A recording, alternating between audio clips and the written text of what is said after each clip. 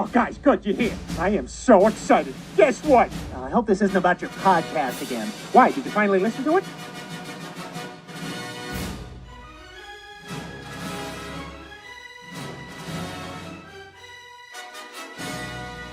I came in like a wrecking ball. Welcome to the groom next door.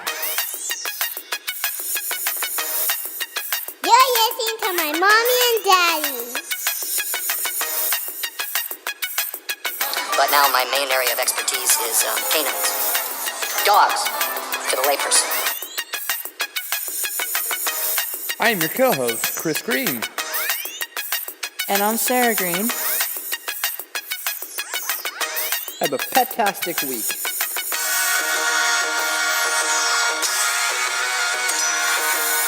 And remember, folks, life is short. Play with your pet. Okay, gotta go at my bedtime. And now our feature presentation. My name is Doug. I have just met you, and I love you. My master made me this collar. He is a good and smart master, and he made me this collar so that I may talk, squirrel.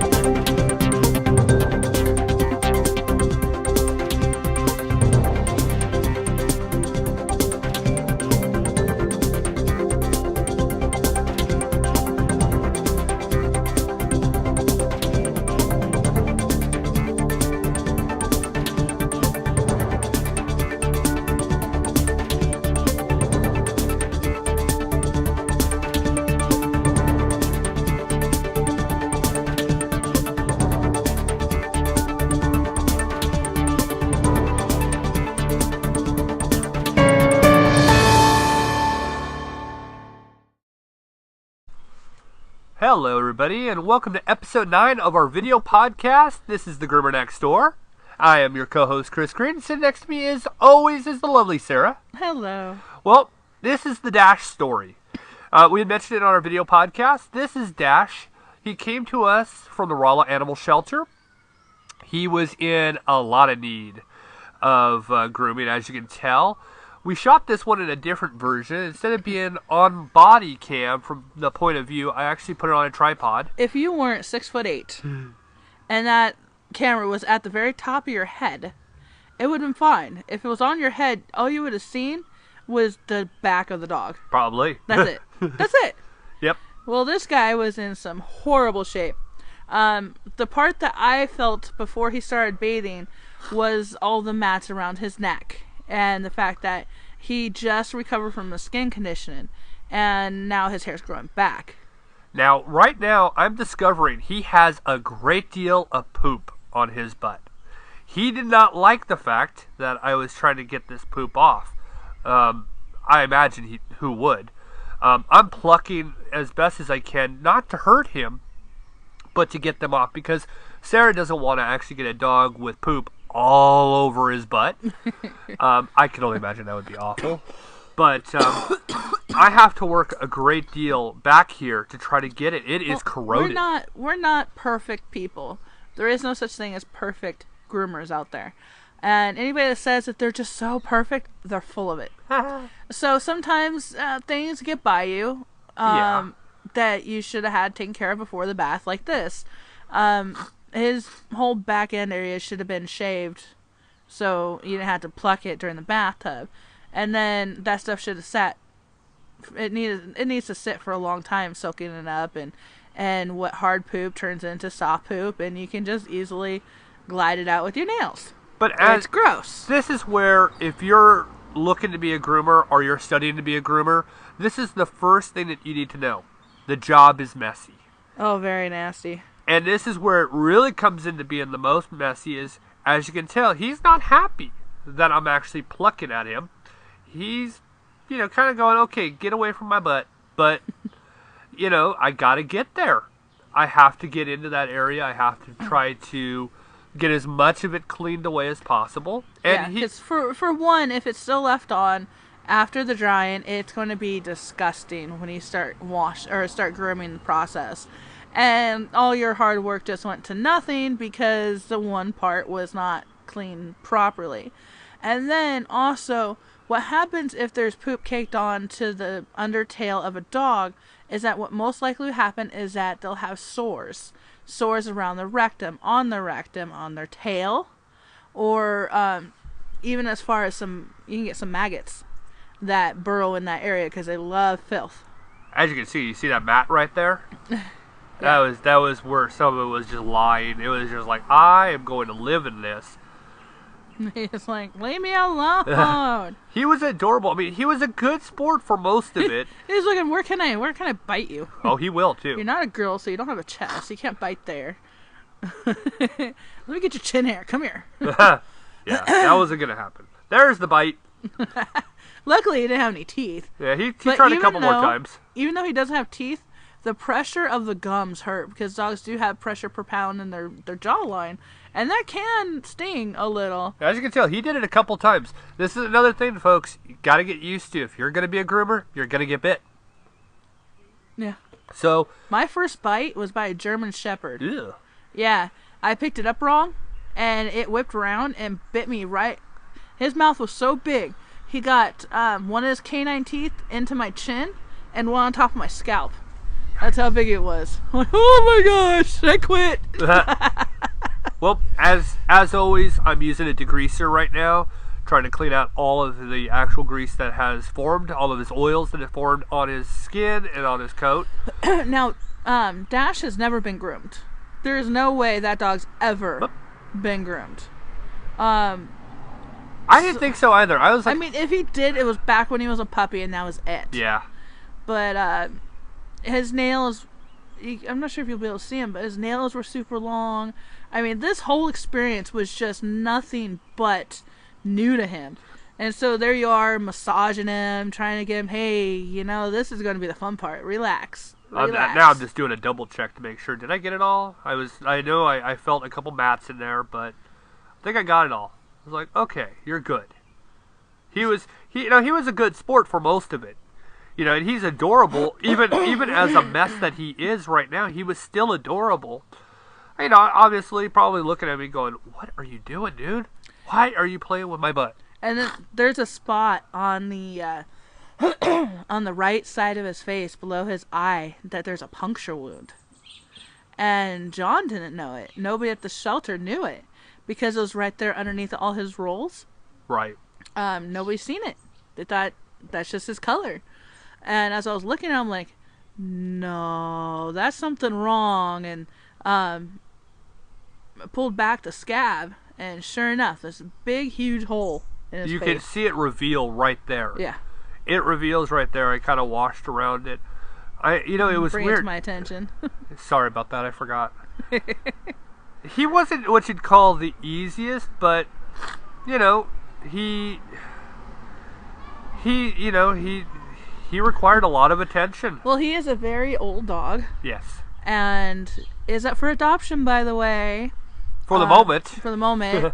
And if you're anywhere in the Rolla area and have it in your heart to give this puppy his last few years in a comfy home, make you a godsend to this dog, make the whole world change for this dog, just call Rolla Animal Shelter. Correct. Now, he's got another free groom coming to him too. He did have a special shampoo. He had an aloe shampoo, just because his skin was bad.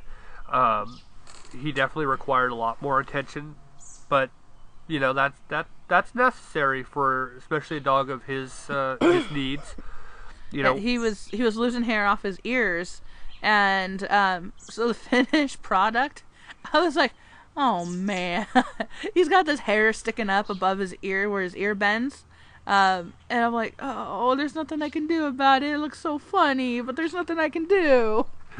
So he had some on his back and his ears. And the aloe shampoo helps soothe any other further itching. Kind of like a medicated shampoo without all the medicine in it. It's just something to soothe the skin. Right. Just in case.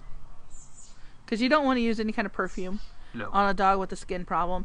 You want to switch them to an absolute grain-free food. And just constantly keep an eye on the skin. Sometimes you need to go get a vet-recommended shampoo. A little more expensive, probably by a lot. I would imagine it'd be, if you're talking about the one that we use on the smooth coated collie, I think it's about $18 to $20 for that one, and that's a defungal. Yeah, antifungal shampoo. Thank you. And it's this regular bottle, and then you look at our bottles of shampoo; they're about $35 a piece. Yeah. And here's this one, almost $20. Yeah. And it won't even cover like 2 inches off the bottom of the ours. I mean, whoo-wee. Yeah, it is expensive. It's expensive. Yeah, it is. But I like that. I like the aloe, especially for a dog like this. The one that we have, I do talk about like not it. cheap. They're not cheap at all. Now, of course, this is a groom that is, a free groom that we gave to the Rolla Animal Shelter. So it's a premium shampoo with a lot of work for this one. And honestly, this is where the well worth every bit of it comes into it, because we're trying to do something good. My proportioner, the actual hose kept popping out. You know how it slips out a little bit? The air will kind of, So I was having. That's why you'll see. Yeah, that's why you're gonna see me. You see me every so often pull back on what the what. It was just giving me a little bit of problems. Oh, okay. Yeah, because the way we do our shampoos is that we fill a gallon of water, and then add the shampoo, mix it up, shake it up real good. Yep.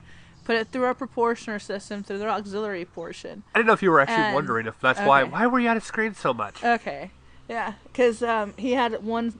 All we needed is one special gallon for him. We didn't need to make 12 gallons of it, so we just did the auxiliary portion. And time to rinse. Always fun. It's always a lot of fun. Now again, we say this every podcast.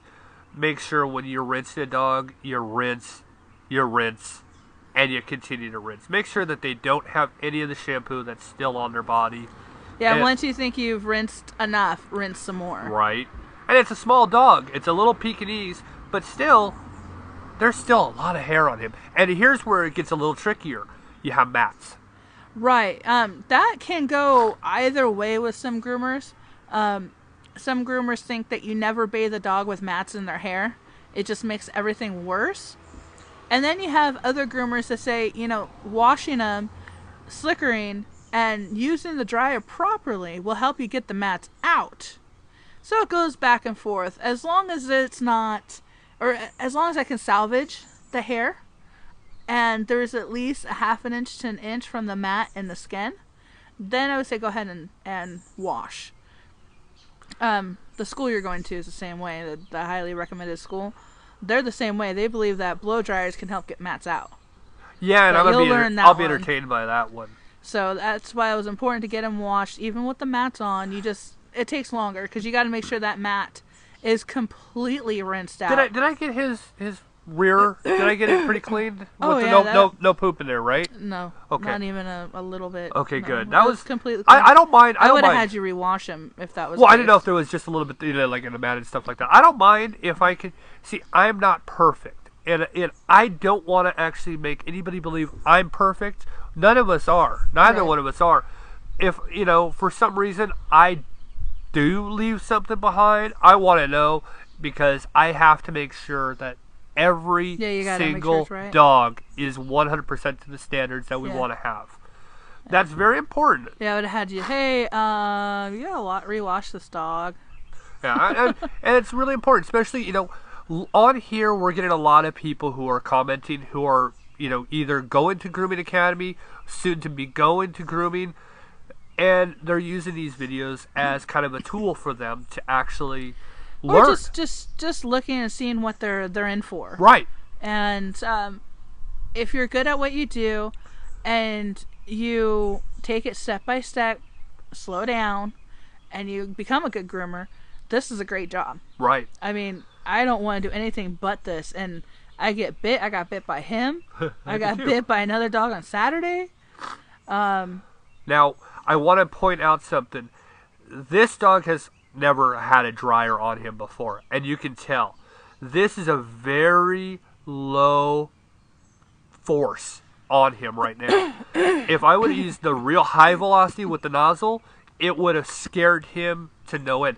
Now, there's another reason why you want to actually take it slow and steady like this, and it's really simple. This is an elderly dog. He's about 9 to 10 years old, so you want to make sure you're going to take it slow. Right here is when you have to worry about him having a seizure. You have to worry about heart attack or even stroke. Yeah, you gotta make sure that his breathing's still on point. Right. So instead of using our Canine 2-speed ginormous $600 dryer, use the Canine dryer that has a high and low setting. So he's got it on low without the actual velocity blow dryer nozzle on. And you can see it's barely moving the actual fur. It's doing enough to dry.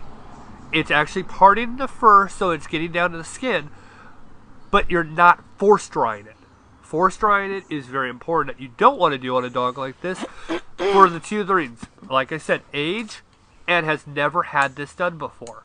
You can tell he's gonna fight with you. He's gonna tell you, no, I'm not gonna do this. But as the groomer, as somebody that's working with the dog, you've got to be able to let them know, hey, we got to get this done. I'm doing it at the best safest manner possible, but it has to get done. Because a dog at this age cannot go and be sedated and then groomed. Yeah. It's just, it won't work with his his age. Too much of a risk. Right. So he's got to deal with us. And he was the same way for the groom as he was for the blow dryer. He stood still on some parts, and then other parts just absolutely wigged out on me. He was energetic. He's an energetic dog, even for his age. Yeah, because you could just tell. He would come up to you, say, why are you grooming me? Why couldn't you just cuddle with me? Yeah, he's a cuddler. Why can't you just hang out? Why do you have to do this stuff to me? Right. So, and then when John came and picked him up to go home, man, he was so excited to get out of there. And as you can tell, we're not scruffing, grabbing the back of his neck and holding him and forcing him to be in the spot like that. I'm not forcing anything on him. What will happen if you do something like that by scruffing a dog and forcing it to be in a place is it will urinate, or it'll lose its feces right on the table. Defecate. Defecate, thank you. I like that word too. Better than the other. Feces? Hi, camera. How you doing? The poor guy's got no teeth, so he's constantly licking. His tongue hangs out. It's super cute. You could tell he didn't understand, why was there a camera here? It wasn't the camera that was getting his attention. It was the red light blinking. Oh. That had his attention the whole time. I could tell. That was his big thing. See, grooming is not easy. A lot of people say, oh, well, at least you get to play with puppies. Yes, there is a good portion where we can play with them. We can hold on to them. We can love on them. Kiss them. Get kisses back. Just immerse your face into fluffiness. Right. But more times than not, there's dogs like this. And this can happen from either lack of grooming, the dog not knowing what's going on, not used to it. It could be from a bad previous groomer, and we've had to deal with that quite a bit. You have to retrain when it comes to training with grooming. I call it rehabilitation. I had to do that with a schnauzer. I had to do it with another schnauzer, and I mean, it's been horrible how many we've had to do. Something else you have to notice. Watch where my hand always goes. My left hand, when he backs up, you got to be prepared that he's going to try to fall off the edge of that. That's another thing. Make sure that they don't fall off the edge of a table. That's where your hands have to always be ready to catch them at all times. Right, because he'll jump. Yes. Yeah, he'll take off like a football. Yeah. Whee! So for all you new groomers out there, that's something that you need to be always cautious about, is watch where your hands are.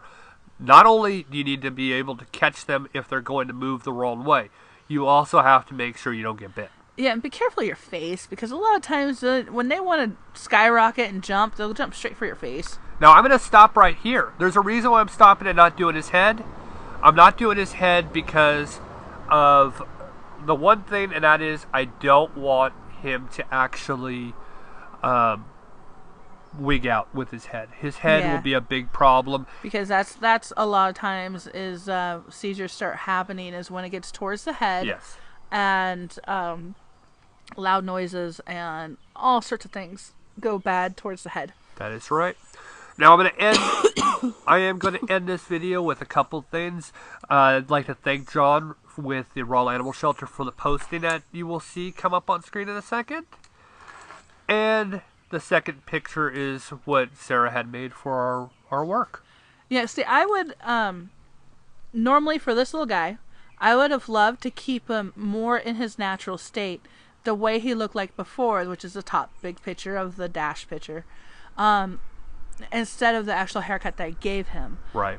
He looks better with his natural hair, just trim up his feet and such, but he had so many mats and so many problems that we had to take him down. Right. But All right. he's he was great. I don't care how difficult it was to groom him. I'm more than happy to have him back. Oh yeah. And for all those folks who are trying to get into grooming or want to, make sure this is something you want to do, because you don't want to waste your time. You don't want to waste your instructor's time. And you don't want to waste the money. Just to go to school for a couple months and then come back and say, oh, I don't want to do this. Right. So I love it. You know you already love it. And I don't want to do anything else with my life. I don't either. I want to be able to help out, give free grooms when I can, donate as much as I can when I can, and just really embrace what grooming has brought to us. Right.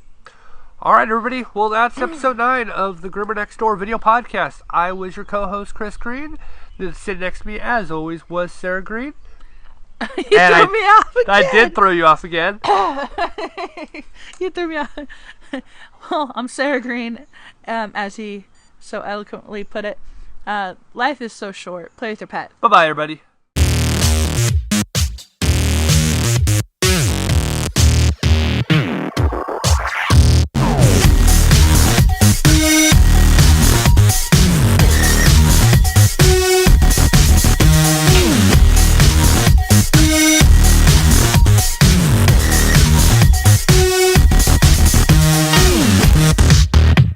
We'll be right back.